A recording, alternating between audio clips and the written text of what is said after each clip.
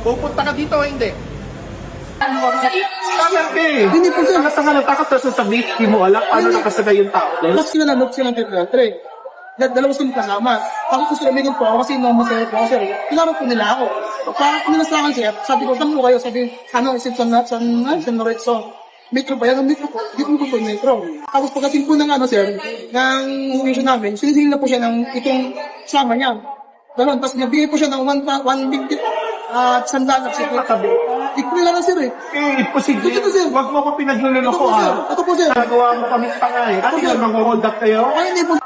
Alam mo, hindi nga ayusin nyo yung mga taxi nyo ganito. Kung hindi nyo kaya ayusin ang taxi nyo, nanloloko kayo, uubusin ko lahat ng taxi nyo.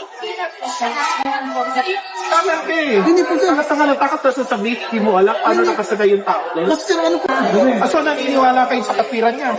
Huling-huli na nga eh. Biro nyo, nagsingin sa ng ganong kalaki sa foreigner.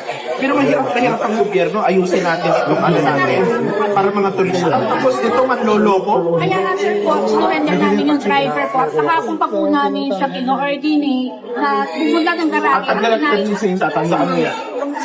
Kinirelease ang taxi ninyo kung ang dati nyo alam ninyong maraming huli. Hindi pa po namin nagpunta na po kami sa MMDA, nakipag-coordinate na po kami. Sasakit na po namin. Actually po okay na po. Hindi nga ho, bakit po ninyo nirelease yung taxi ninyo na alam nyong maraming Hindi huli? po namin alam na may huli. Hindi imposible ho Imposible. Huwag nyo kami pinaglululoko Pag po nalaman ko, napatunayan ko na may kapabayaan din po kayo, huhulihin ko po lahat ng taxi nyo.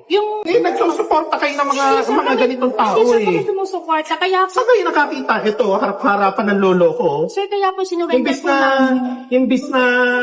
imbis na magsabi ka ng totoo, nakikipaglaban ka pa. Ngayon, tingnan natin ngayon ang mangyayari sa'yo. Sir, ito lang sa side ko lang sir.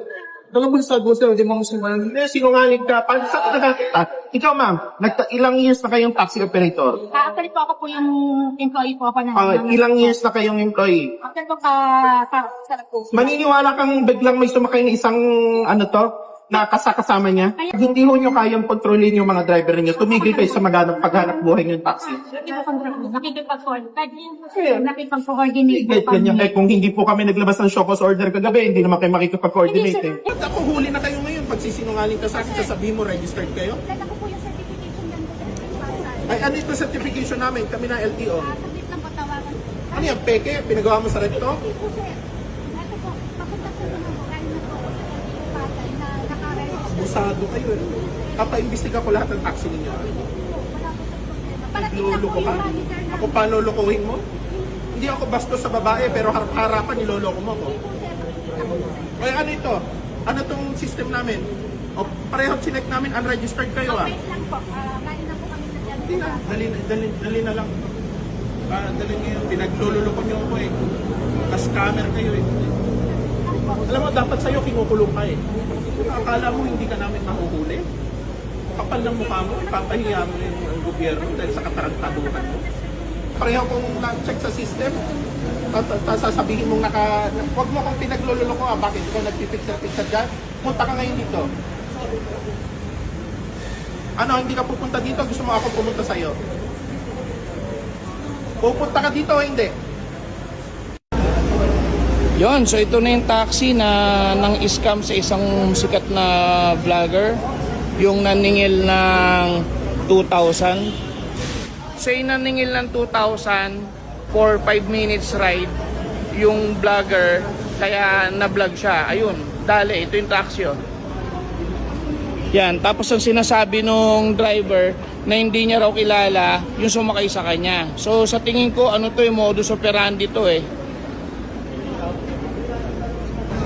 You know, ito yung taxi. So tara, pasukin natin. Ayun, ito pala yun. Dito siya siningil. Ayun o, sabi o. Tapos ginanon ng vlogger yung pera. Nandito yung parang may blue cellphone na hawak. Tapos nandito yung driver. Yan, dito yun. Yan o, kita nyo. Diyan yun. O. So personal na chinek ni LTO chief yung taxi na nang scam sa isang vlogger. Yan. Yan siya. So, tas ang lumalabas parang unregistered pa ata to. Hinarap na ni boss yung yung driver ng taxi, pero hindi niya raw kakilala yung yung naniningil na kasabay niya sa harap. So hindi natin alam kung picture yun o barker. Dapat hindi nila pinapasakay kasi scam yun. Ni si boss oh. Kaya galit na galit si boss eh kasi nanloloko ng tao. Dapat hindi tayo nanloko ng kapwa natin. Kahit nasabi mo foreigner yun, dapat hindi nila ginawa yun. Watch out for scammers in Manila like this. They try to charge me $2,000 for a 5-minute ride right there, bro. That's the license plate. 2,100 for Yes. airport hotel, for airport 40, taxi. 100. Yeah, bro. Y'all are scammers, bro. You can scammer? Yeah, get me out the car, bro.